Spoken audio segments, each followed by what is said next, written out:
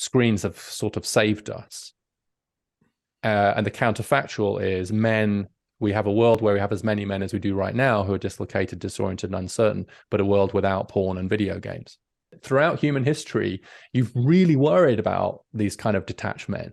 They tended to be very violent and criminal. So it's a Mad Max style scenario where they're going around burning stuff and it's violent. And so the opposite has happened.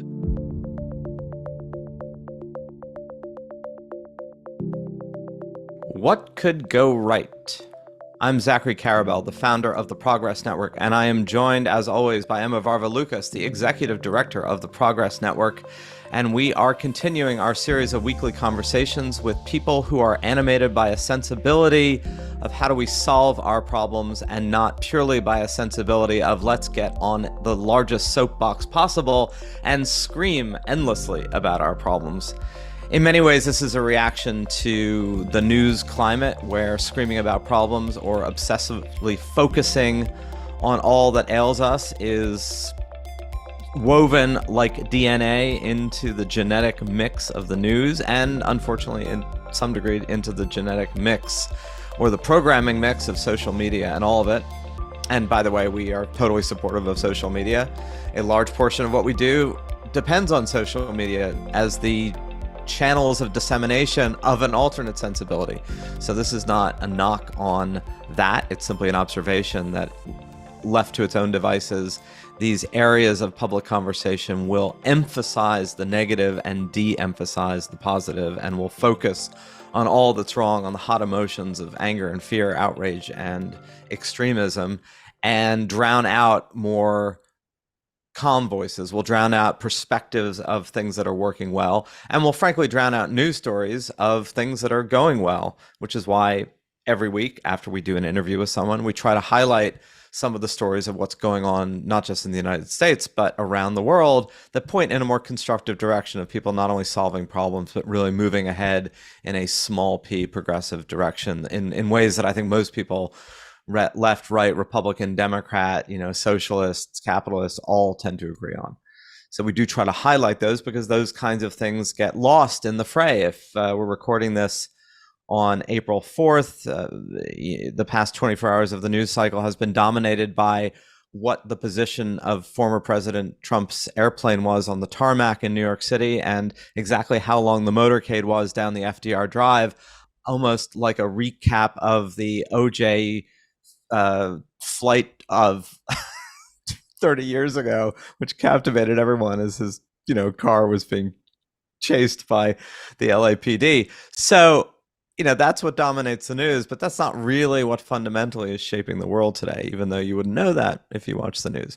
So today we're going to talk with someone who has written a book on one of the major, I think, touch points of contemporary societal upheaval. If you think about political partisanship, climate change, race, gender, class, the changing roles of men and women in contemporary society is clearly one of the more socially roiling, confusing, bewildering, exciting, enlivening aspects of societal change. Again, we're focusing today on the United States, but you could say the same about much of the world. And that conversation too, particularly about the state of men and boys, is often dominated by anger and outrage. But our guest today has written a book that has really touched a chord and is everything but that, is much more a compassionate look at what these changes are doing and how young men and boys and older men are dealing with these changes. So Emma, tell us about who we're going to talk to today. Yeah, so today we're going to talk to Richard Reeves. He's a senior fellow at the Brookings Institution, where his research focuses on social mobility, inequality, and family change. Prior to joining Brookings, he was director of strategy to the UK's Deputy Prime Minister. And as Zachary mentioned, the book we're going to talk to him about today, as well as some other things, is called Of Boys and Men. Richard Reeves, it's a pleasure to have you on our podcast for this discussion. You have been a man much in the news, a moment in the sun, hopefully not just a moment, but these things happen subsequent to a book that catches attention and catches a bit of fire. Having done a bunch of books, it's always a mystery when a zeitgeist converges with your passions. It's always a good thing. It's a bit hard to predict and impossible to control, but it's still a pleasure when it happens, even when some of what you've drawn attention to is not necessarily pleasurable, meaning it's a look at a contemporary issue. I have to say, one of the things that I like a lot about your current book, and I know you've been on a jag talking all about your current book. The other flip side of being in the midst of a zeitgeist is all of your earlier work suddenly disappears. So we're not going to have a long conversation about John Stuart Mill, although we can certainly talk about Mill. Oh, I'm sorry. I actually do want to ask you at some point about how Mill led to this. So I want to make sure we have a holistic discussion and that you actually have dimensionality. But I'm curious, this whole issue of like what ails men or what ails boys, and there's a whole other literature of, girls and women. So it's not like this is a singular topic. A lot of it's been animated by a lot of anger. And I'm somewhat heartened by your work, which is not. Passion, yes. Anger, no. I think that's fair to say. So I have a philosophical question. What do you take? What's your take on, because we talk about this a lot at the Progress Network, about the challenge of cool emotions versus hot emotions in a time of clicks? So that anger, outrage, and fear tend to have more traction in the moment than, hope or calm or, hey, let's take a moment and take a deep breath. You're clearly animated by the let's take a deep breath and look at this. Any feelings as you've looked at your past 6 months of why that's had so much more traction than one might have expected in the face of how much traction the anger of, Jordan Peterson or Andrew Tate? Is that who you're thinking of? I'm purposely forgetting Andrew Tate's name. Well, he's a full-on misogynist. I mean, no, but he had millions and millions of followers, particularly of young teens and boys around the world. So anyway, just some thoughts about that. Yeah, well, thank you for having me on and for getting an early mention of John Stuart Mill in, which is great. I don't usually get that connection made, and I do think that this is an area where tone really matters. Right? I think there are occasions when a kind of polemical tone is appropriate. So in my previous book, Dream Hoarders, I took quite a polemical tone, kind of aimed at the upper middle class. And they're kind of what I saw as their hypocrisy, frankly, around issues of inequality. So I didn't really hold back. This is not an area that's needs more polemics. This is an area that needs more thoughtful, deep breath, cool emotion analysis, which does a number of things. One is it has to be quite authoritative. Like, what's actually going on? What are the facts here? Let's at least agree the facts, right? And then secondly, let's not fall into zero-sum thinking. Let's not allow that kind of culture war, zero-sum frame to infect what we're doing here. So don't say, by definition, caring about boys and men and their specific challenges means stopping caring about women and girls and their specific problems, or vice versa. Don't do that, right? That's like saying to a parent of a son and a daughter, you're only allowed to care about one. Choose one, son, daughter, right? It's completely insane.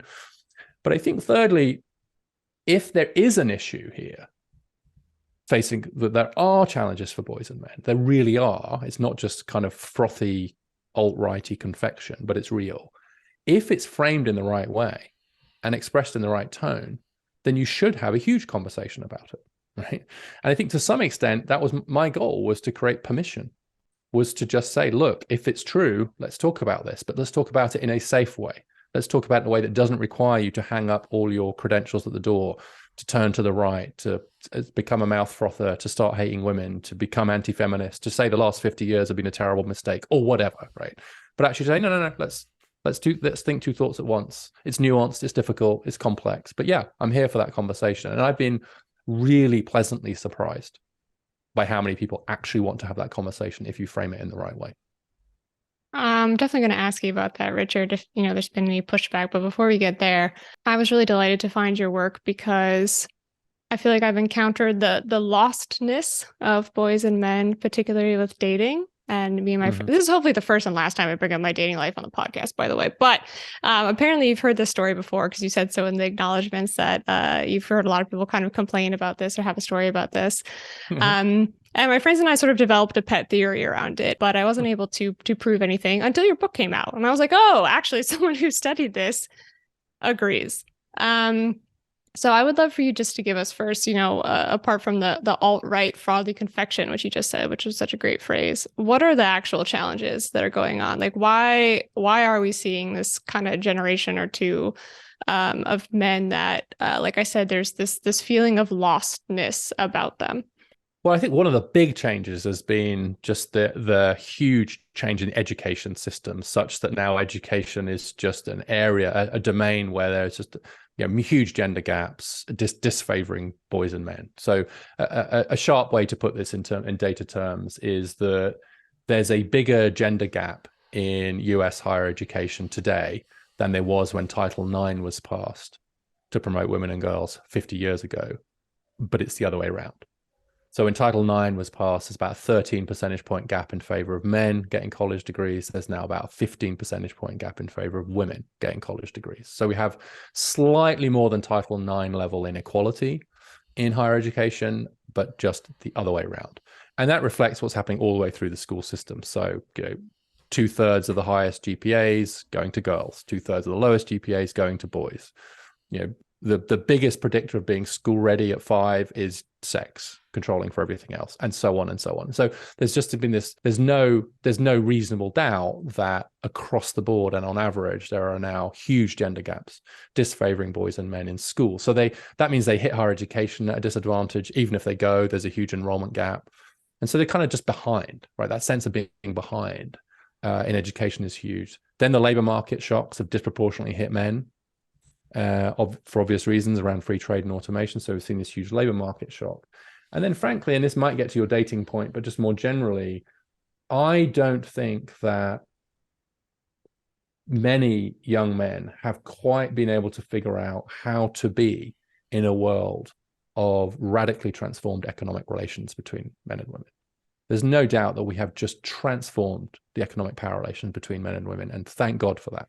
But a world where 40% of women earn more than the average man, which is today's world, is a very different world to even 1979, when it was only 13% of women who earned more than the average man. So as a basic proposition, very recently, in my lifetime, you could basically assume that men were going to have more economic power than women. That's not true anymore to anything like the same degree. Not saying job done, mission accomplished, but no. So what does that mean? And actually, this whole point about not needing a man, it was the goal of that wave of the women's movement, right? Gloria Steinem very clearly said, the goal is to make marriage a choice, not a necessity, is to make men a choice, not a necessity. We want a world where women don't need men economically. We're close to that world. What are the guys going to do? And I honestly think they're still figuring that out. They don't know what to do yet. It's also a change in the absolute imperative of physicality, right? In that labor today is increasingly less physical. Even traditional things that were primarily physical, farming, manufacturing, making, building, are machine enhanced. So there doesn't need to be differential in physical strength. And look, you can overplay that. I mean, women's work was traditionally entirely physical, bearing children, caring for them, making cloth, making all that's physical labor. But there was a clear differential in this. Just pure brute strength. It's not strength. Kind of it can be physical, but not strength related. Yeah, that's exactly right. And so that changes. That also equalizes, right? Machines equalize certain biology. Not yet to the point of childbirth, although to some degree, actually to the point of childbirth, and that you don't actually doesn't need to be your body. Although it still needs to be someone's true. body. I haven't thought of it quite that way before, but it's right. It's basically true now, I think, that men have no physical advantage in the labor market. Right. Almost none. I think there's still some jobs where physical strength is helpful, but they're not generally very well paid jobs. And there aren't very many of them. Actually, I found if you go into the Bureau of Labor Statistics, there's this kind of fantastic descriptions of like jobs requiring strength. And they're things like more than twice a day, you have to lift more than 50 pounds. And once a week, you have to lift 100 pounds or so. It's just a fantastic, it sounds like something from like a Soviet era, like labor manual or something, right? It's like, and then it says how many jobs require that. And it's dropped from like 30% to 10% or something like that. So strength, the sort of the value of strength has gone. And so that means that to the extent men did have an advantage just through sheer physical strength, that's essentially evaporated. It's funny. I have a particular take on this. Emma has the personal angle of the dating story. I have the personal angle of, I went to an all boys school, one of the oldest traditional all male schools, one of the few left in the United States. And my older son graduated from that school. My younger son left in ninth grade. And separate from the questions about whether or not single sex education actually serves teen boys particularly well, I think the answer is no, but there's probably debatable whether or not that's the case. One thing that is in addition to that, or convergent to what you're talking about, is I was probably there at the vestige of an elite mentality, that you weren't just training young men, you were training young men who were going to be the leaders. And that was a clear kind of linear equation from 19th century British public schools that sort of continued in this, the equivalents in the United States. And sort of coincidental with all the trends you're talking about is also a radical societal shift, particularly in the United States, but also true in other parts of the world.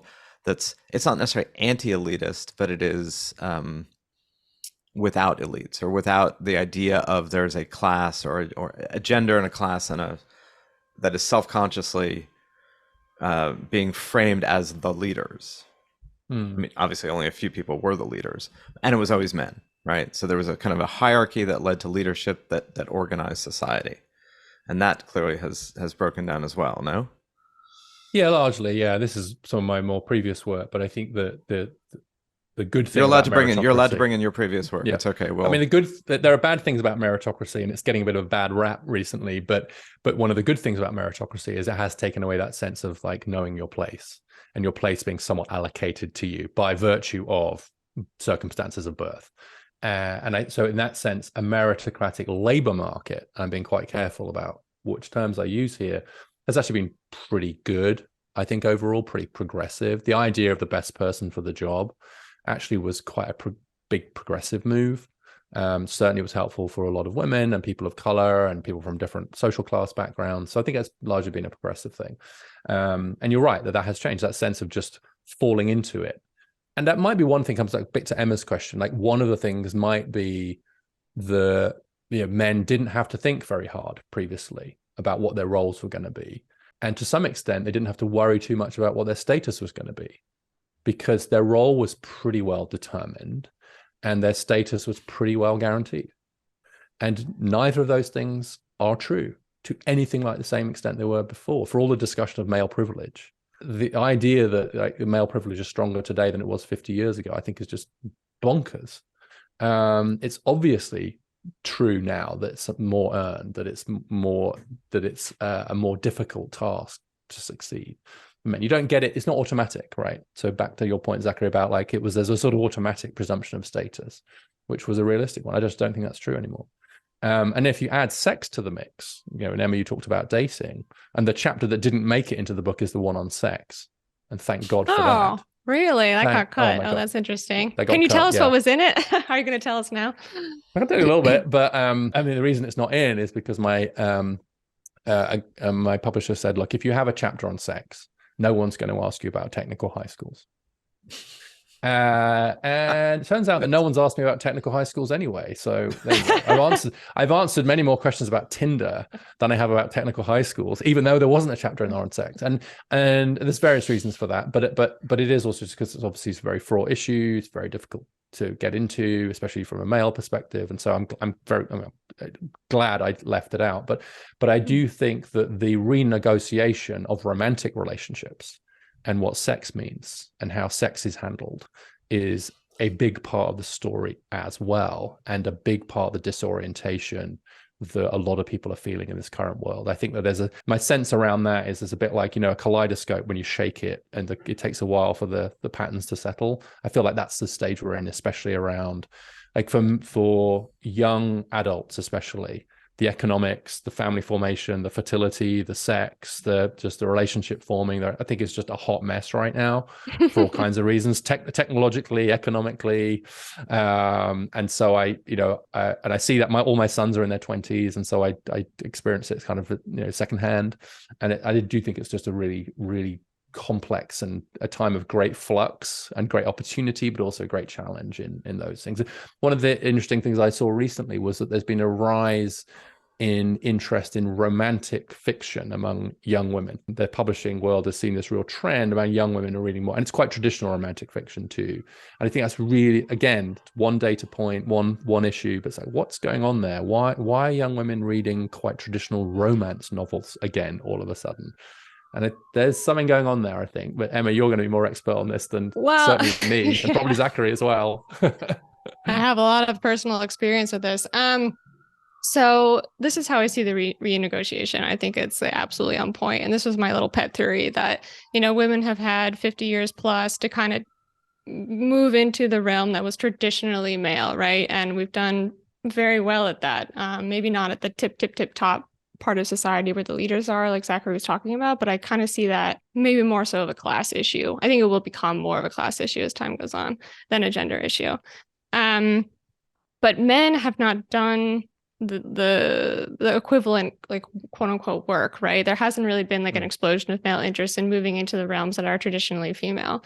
And I think that there's a bit of, I can say for myself and for my female friends, there's a weird dichotomy of frustration around that. Like, we're like, come on, guys, like, come on, like, listen, like, we're out here making the money. Like, can you figure out how to have emotional intelligence, whatever the case may be. But there's an also interesting thing that goes on. I think there was this stat in your book that was really striking, is that I think it was something like 80% of women, and please correct me if I'm wrong, still want a partner that makes more money than them. So it's actually, the renegotiation is not completely happening on both sides. And I'm not sure if women are also really doing as much renegotiation as they think that they're doing. Yeah. Well, it's really interesting. So a couple of things on that. I think one is that I see this in that data, but also just anecdotally as well, that women want to keep open the option set. They want various options available to them. And that makes perfect sense. And so even if they're doing quite well economically, so they've got economic independence, right? They've achieved that. They don't actually prefer to have to go it on their own. And here I'm going to refer to Claudia Goldin's work on like Harvard MBAs, Chicago MBAs, and so on too, where she shows quite convincingly that those incredibly highly educated women are much more likely to take time out of the labor market to care for young children, very young children, if their partner is earning well. And so, I think this idea of having the option to like care for kids for a while without a plummeting economic situation. Of course, you'd want that. You don't want to be forced into that. You want the option to not do that, but you like the option to do that. And in fact, I remember having this argument at Brookings once and talking about how women still wanted men who are earning well and so on. And a lot of it was the liberal white women that were like, yeah, it's still a problem, that we've got these out center. And actually it was a young a young female black colleague who suddenly burst out and said, Black women would love it if we had guys who could look after us for a bit while we raised our babies, right? And it was like the silence among the white liberal women that followed that statement was really quite something to behold, because they're like, hold on, I thought we were all feminists. What's going on? Processing, yeah. Mm-hmm. Yeah, and so I think the option to that is, but the other thing that came out in a similar conversation is, and reflecting what you've just said before, there are all these survey questions that are around what's important in a partner, like earnings, potential, etc. And again, as a female colleague of mine, a much younger female colleague of mine, I said, look, why is it that women are still ranking this so high in their partners? And she said, it's a proxy question for you've got your act together. There isn't, right? There isn't a question in the Gallup survey or anything else which is like, have you got your act together? Yeah. But actually earning potential is actually a very good proxy for you've got your act together, right? You've got yourself decently educated, you've got some skills, you've got competence. And actually what she said, and it struck me with the force of an absolute truth, it's just that what women are saying is, I want someone who's with me. I want someone who's shoulder to shoulder. I want a partner. And a good proxy question for that is, can you make it in the labor market? Now, it might not be that you'll be in the labor market, but I'll be very anecdotal here, right? So when I was at home caring for the kids, while my wife was doing quite a high-powered job, I was good at it, right? It was a job. I took the kids to school, I do play dates, I volunteered, I was on the PTA, I had my act together. She could safely go to work knowing that she had a competent partner raising the kids, and vice versa, right? I wasn't earning a penny. So I would have completely failed against that kind of level, but that wasn't what the question was about. I think it's just like, are you with me in this or not? Or are you just going to be floating around, right? It's that sense of like, so I see you're nodding. So I think you're agreeing that it's just more of a sense of get your shit together, right? Have you got your shit together? Yes or no? I think that's so absolutely correct. That it doesn't just thinking about the friends that I have, like they don't really care if someone's a stay-at-home dad or if they make less money than they do. It's exactly that. They just want to have their shit together. And it seems like that's kind of hard to find. Yeah, I think that's right. It's this sense of drift and passivity and uncertainty and indecision and just like agency. Am I? Yeah, this agency thing. So I keep coming back to this word agency in the work I was doing. It's just this kind of sense of agency and kind of just, under your own steam, basically. It's interesting. Scott Galway, who's also, we've talked to, has made a point about one of the really negatives of the convergence of these trends about, male identity and equalizing and social media and dating is that because the dynamic, whether it's Tinder or other things, is massive amount of sort of male attention goes to women. Women respond to a very small percentage of that attention, and then because of the dynamics, it's all visual. Sort of end up quote unquote optimizing for certain really basic physical characteristics, and so you've ended up, at least in the social media sphere, huge numbers of men are disadvantaged, and the ones that are tend to have certain physical characteristics, which is ironic given that that's exactly the situation women essentially faced forever, right? Which is being judged almost entirely on their physical characteristics. I mean, that's, again, these are rank generalizations. Women were also, you married into families, and there were sort of, material assets that came with marriage that came with a woman's family. But it's sort of added a particular kind of pathology to men and self-image and physicality that was not nearly as dramatically in place when it was more about status and economics. Yeah, I think it's and it's one of the things that colleges worry about too, is that like if your college campuses become 2/3 female, then they start to worry about the dating dynamics kind of on colleges as well, because if you have a kind of minority of men, then it can quite significantly reshape it. But there's all this evidence, you're right, from dating apps and so on, does, when you look at these sort of quotes winner takes all dynamics, right, where you see a minority of the men kind of getting most of the dates, etc., and being able to really kind of exploit, I think I'll use that word, those dating sites. In some ways, that's of course a return to the norm of human history, rather than a break from it, because 95% of human societies have been polygamous, and that means polygynous, in other words, men with multiple female partners. And across human history, men have only had about a 50% chance of reproducing, whereas women have almost all reproduced. That's one reason, by the way, we have twice as many female ancestors as male ancestors.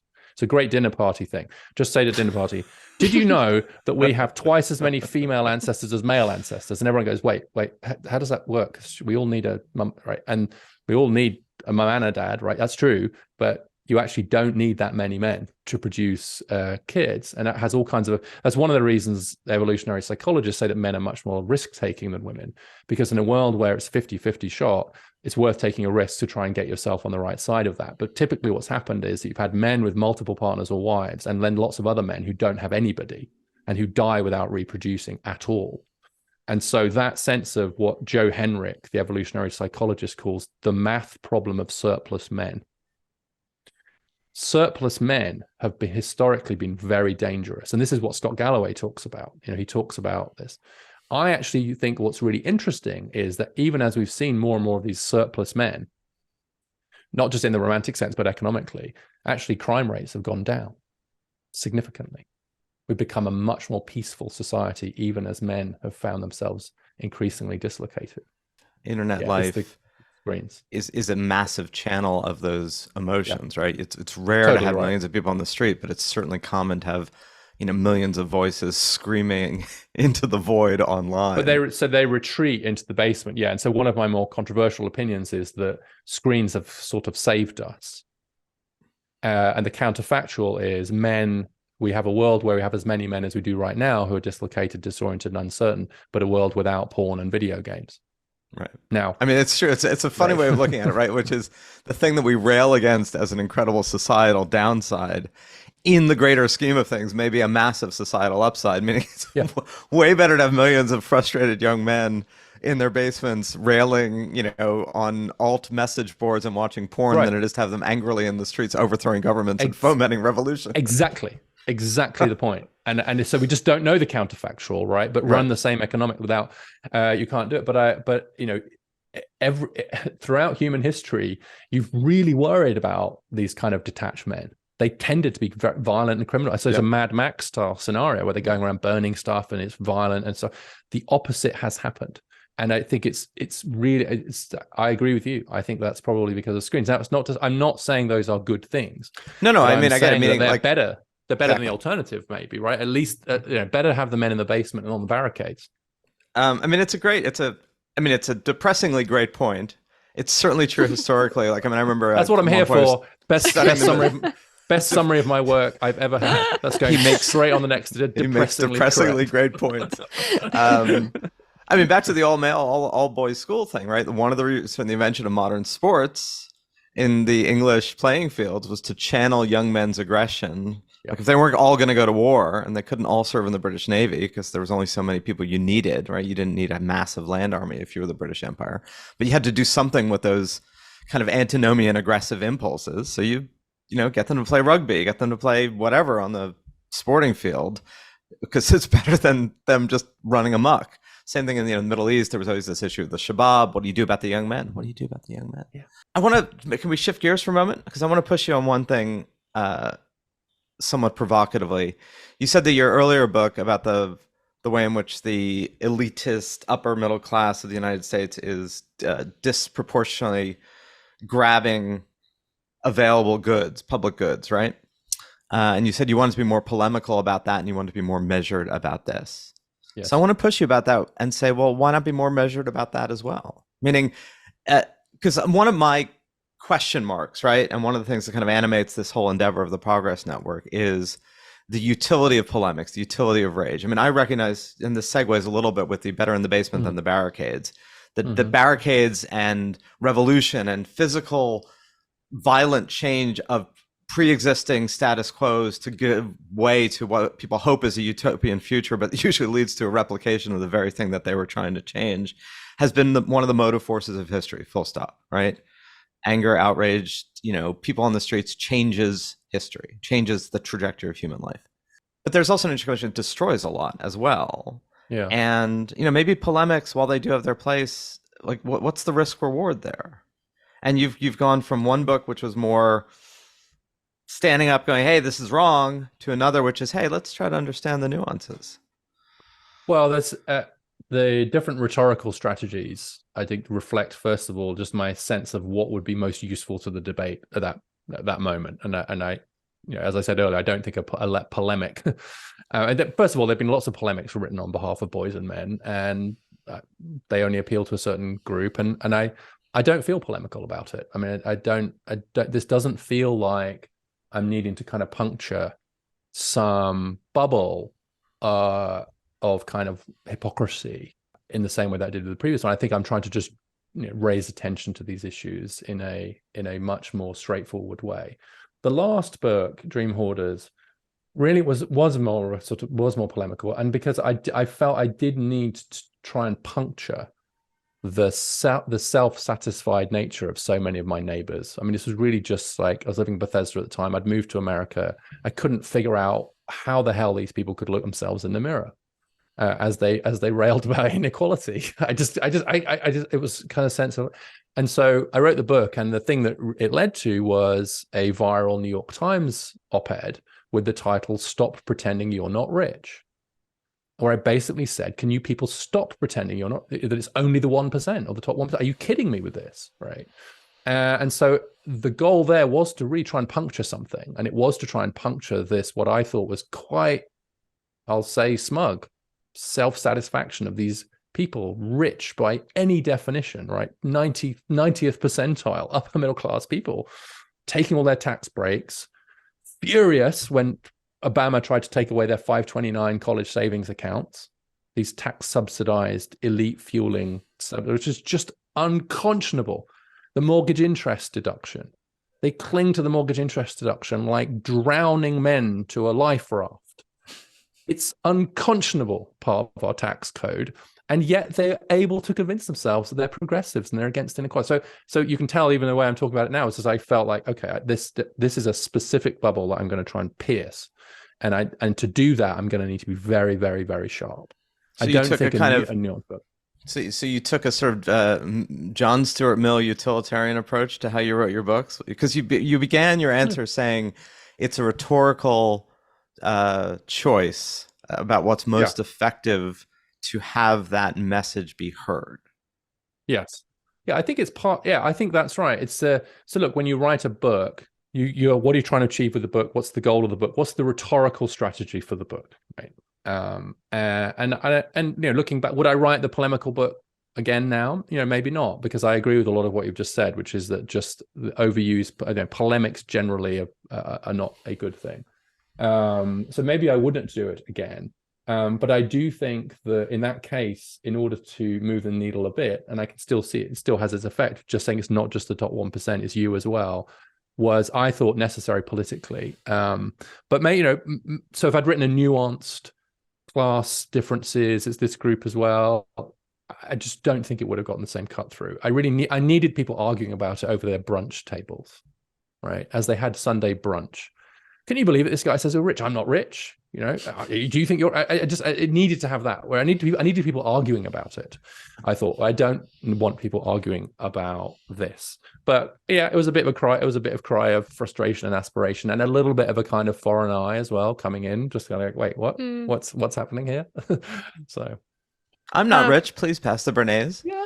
I'm not rich. I need my 529 and mortgage interest deduction. And by the way, let's keep zoning those poor people out. That was the thing that really kind of drove me insane, was these people that are just like hoarding these zoning things whilst putting Black Lives Matter things in their bloody front lawn.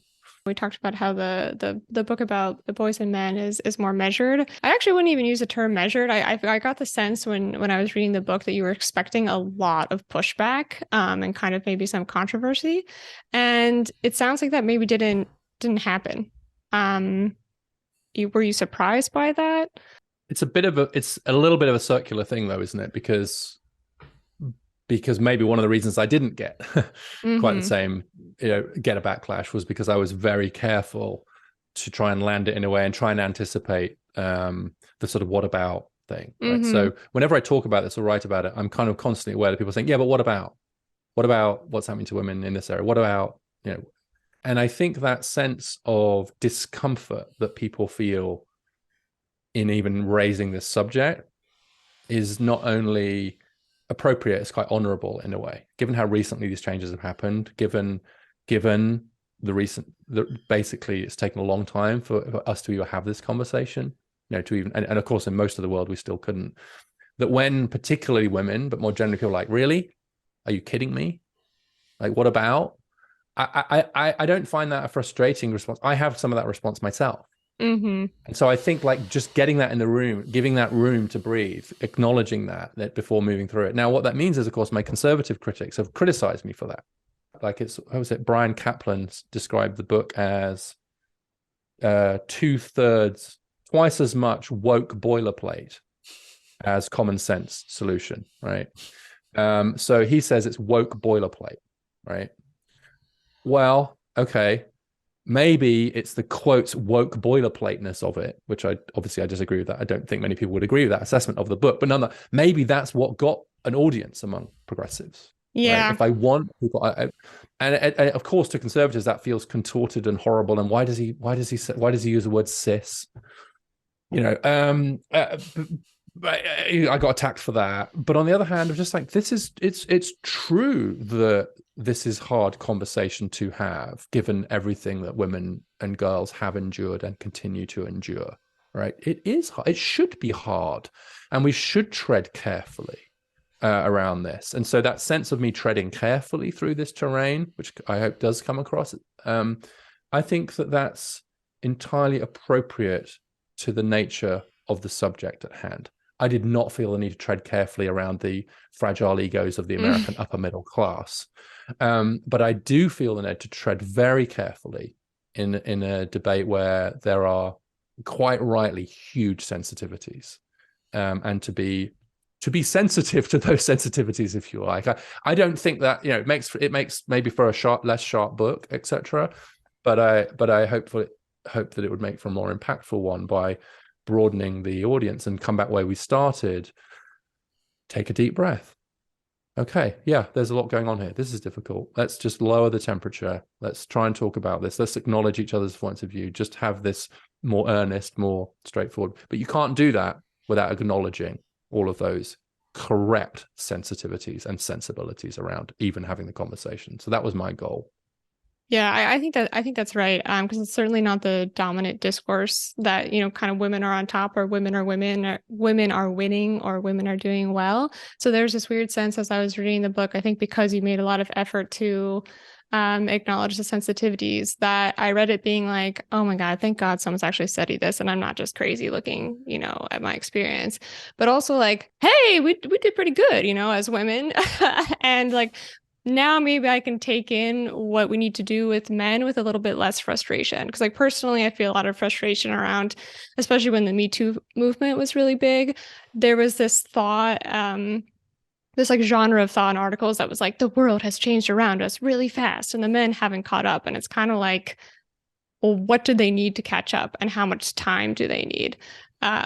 So I think the way that you put it made it easier to listen, that like there really is some struggle going on here, and you do offer actually a lot of practical solutions, like technical schools, which we didn't get into. I'm sorry. Yes, but you mentioned it so people can follow up, and I wrote a thing for Compass all about that, and I think that's right, to have a bit of grace to each other, a bit of generosity of spirit. This is difficult stuff on both sides, and I've been really incredibly encouraged by the number of people that have said something similar to what you've said, as well as a lot of young boys and, you know, boys and young men emailing. Especially, I did this big think video, which went kind of viral, just saying, thank you for doing this, because I feel like you've seen that I'm struggling and understand my struggles, and haven't said, as a result, I need to start marching against the feminists, right? Which is what I'm getting from a lot of other people. Let's go back.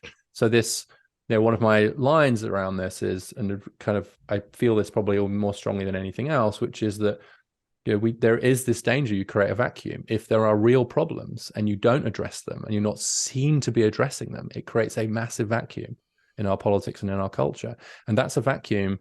I'm paraphrasing Richard Rohr, the Franciscan writer here, from a Substack I just wrote, but into the vacuum demons pour. And in this case, the demons are the reactionaries, who would just take the real problems and say, look, they don't care about you. They, the establishment, they, the OECD, they, the White House, they don't care about you. And by the way, they do enough to make that plausible.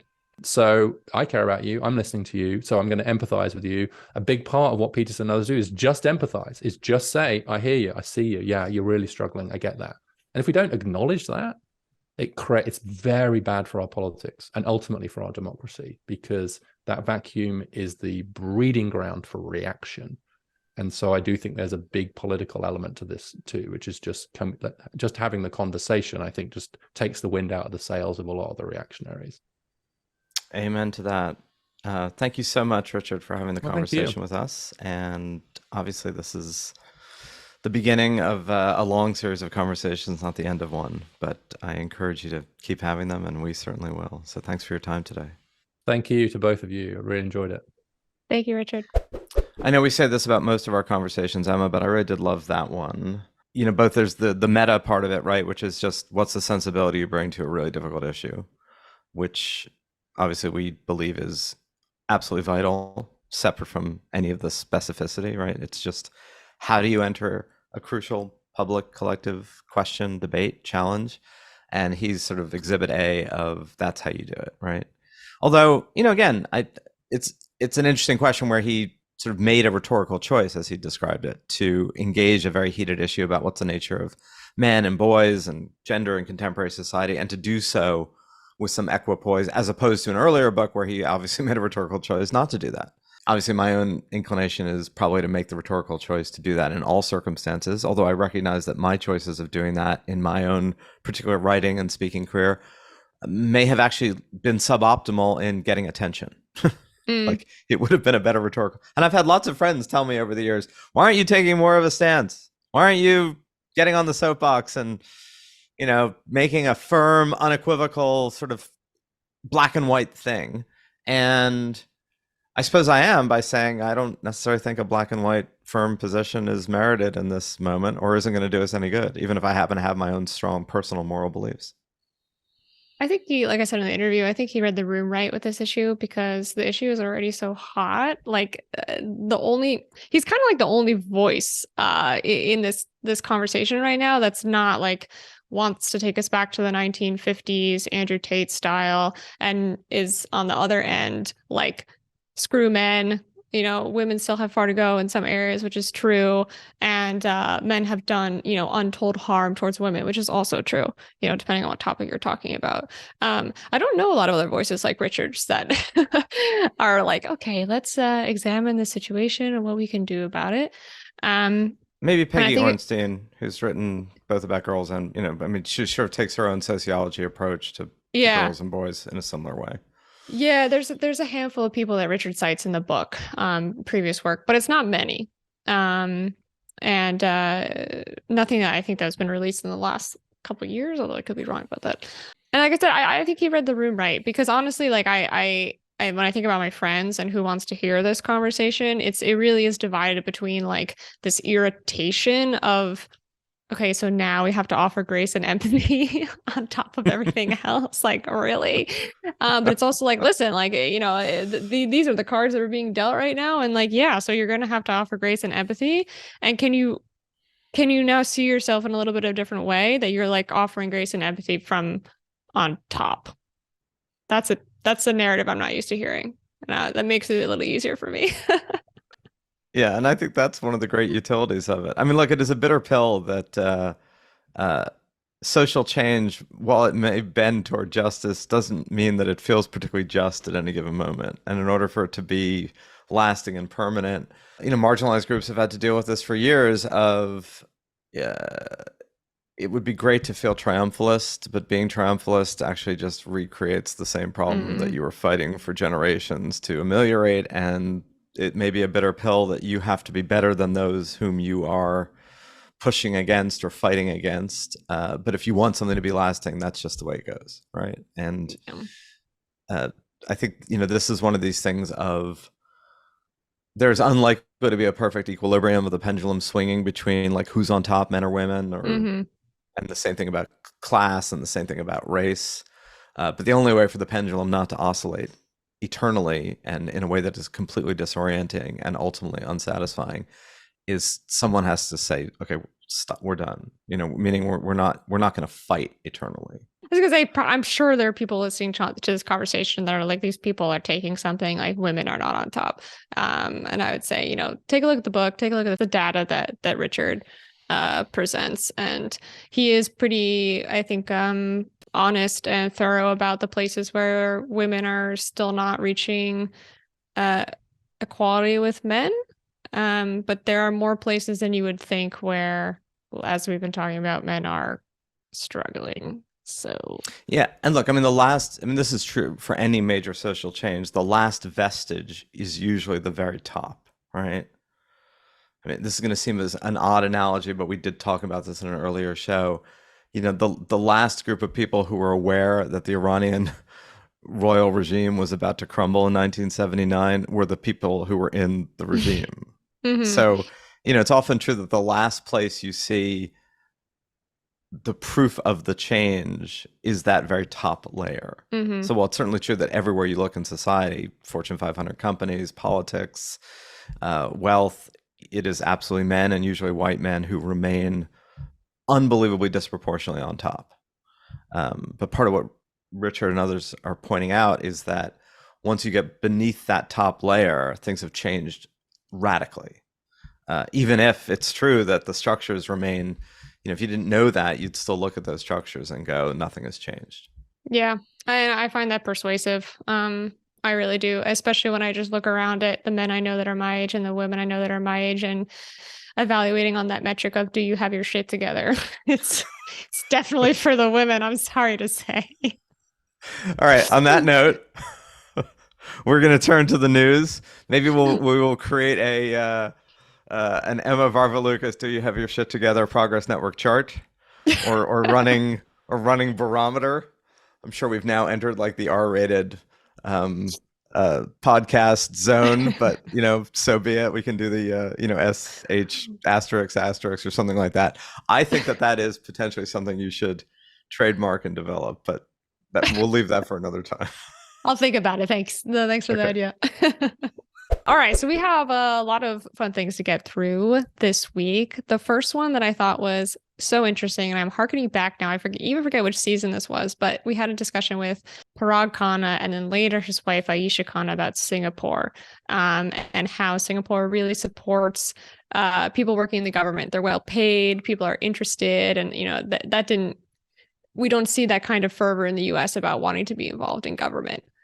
Here comes Gen Z. I just saw this on Axios and I thought it was so interesting. The top 3 places that Gen Z wants to work. Number 1 is Google at 16% from the survey respondents. Number 3 is Apple at 5%. And number 2 was the federal government. And I thought that was fascinating that Gen Z wants to work at those numbers in the federal government.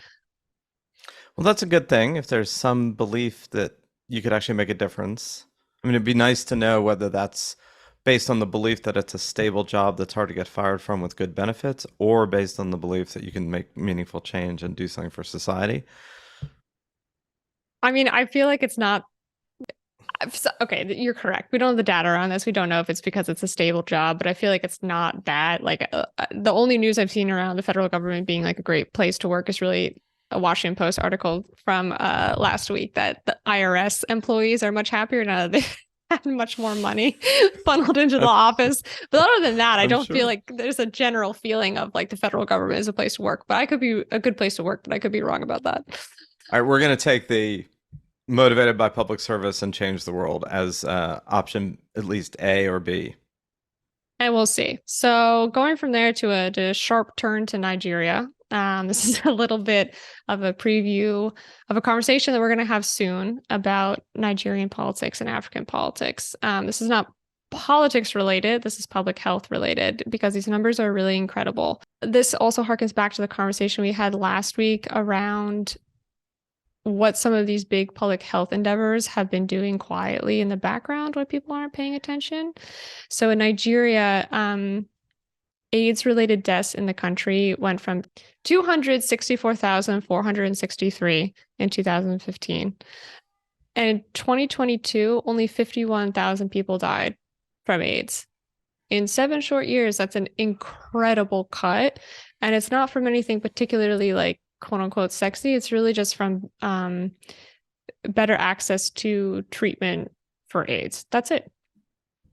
And I think that those numbers are in general true of most infectious diseases in Africa and around the world. There's probably going to be some messiness in those trends sort of late 2020 through 2022, because one of the sort of negative effects of COVID shutdowns was a lot of the money that went into vaccinations and inoculations in Africa kind of disappeared in the drive to just deal with COVID. So you'll probably have some uptick in infectious diseases, and it'll make it seem as if there's a step back, which frankly there was, but it was a sort of a particular one for a specific reason.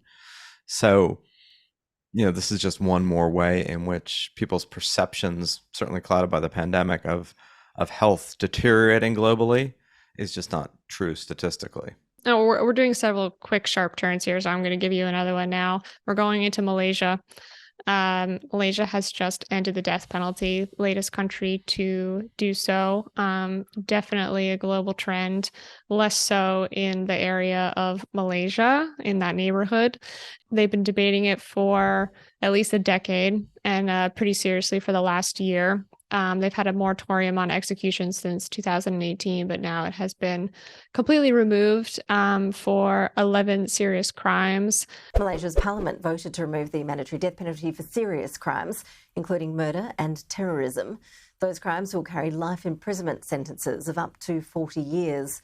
Judges will still possess discretion to impose capital punishment, such as caning, in extreme circumstances. There's some sort of interesting details here. First of which is that judges still have personal discretion. If they find that a particular case really merits it, they are allowed to give the death penalty, but generally it's off the table. And the other thing is that for these 11 serious crimes that they've now ended the death penalty for, you are going to get either a life imprisonment sentence of up to 40 years, or, says the BBC, corporal punishment such as caning. So apparently you can still get caned if you kill somebody in Malaysia. Who knew? But I really do think it's a step forward for that area of the world. And now, rights groups are looking at the countries around Singapore, which has notoriously harsh drug sentences. For instance, they have the death penalty for drug trafficking. They're looking around and saying maybe the trend is going to keep spreading. Yeah, maybe it'll spread to the United States, which it had for a little while. Maybe it'll spread all the way to the United States. And the United States is where we're going next. We're going to talk about climate change. So we hit a interesting little goal. I think hitting goals and talking about goals are important in the climate change discussion, since we often just talk about not hitting our larger goal of 1.5 degrees Celsius of warming. So 2022 was the first time that renewables combined produced more power for electricity than coal. So hydro, wind, solar, biomass, and geothermal all put together were 21% of the power production, and coal was 20%. Last year, more U.S. electricity came from renewable energy sources than from coal. That is the first time that has happened, according to a report released this week by the U.S. Energy Information Administration. Wind and solar power combined to produce 14% of domestic electricity, and California led the nation in solar generation, producing 26% of the national utility scale electricity. But so far this year, solar is likely a bit more sluggish. Since January 1st, only about half of our days in Sacramento have had mostly clear skies, as compared to 84% last year. But where we lack in sun, we certainly make up for in water. Hydropower will likely be very productive this spring and summer. Andrew Campbell, who is the executive director for the Energy Institute at Haas at UC Berkeley, says that these kinds of season-to-season and even day-to-day weather changes are why things like natural gas generation and energy storage technology will be key to furthering clean energy availability in the U.S. So this is good, not moving fast enough still, but just moving in the right direction.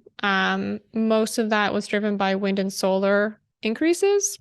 And what I find interesting about the wind and solar news is that the big states that have wind and solar are not necessarily the ones that you would expect. California is the leader for solar, that one you would expect. The leader for wind is Texas. Iowa. Yes. Oh, you got it. Let the record show that Zachary got that in. Yeah, Texas, Iowa, and Oklahoma, right? On the one hand, it makes sense. It's where there's room to put these wind turbines in.